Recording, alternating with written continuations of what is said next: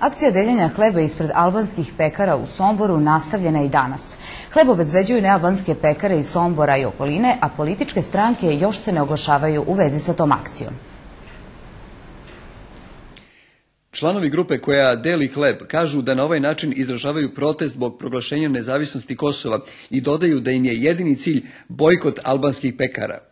Organizatori protesta kažu da su 18. februara u jednoj od albanskih pekara deljeni besplatni kolači i da je to bio jedan od razloga što su pokrenuli ovu akciju. Ne vidimo ništa loše u tome što se deli besplatan hleb, znači nikog ne napada, ne radimo ništa loše.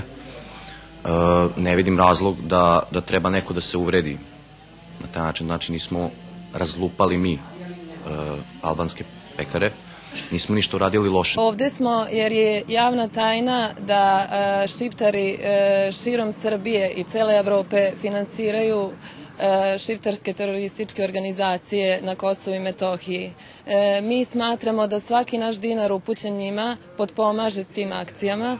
Političke partije još uvek ne izdaju zvanična saopštenja o ovoj akciji, ali smo od čelnika Srpske radikalne stranke i Nove Srbije saznali da podržavaju akciju sve dok je ona mirna i bez nasilja. Građani i pored besplatnog hleba ne žele da menjaju navike. Kupujem apsolutno redovno, tu se ništa nije promenilo.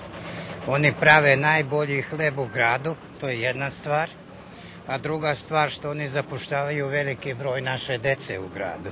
Ja ne bojkotujem, nig meni su svi ljudi jednaki.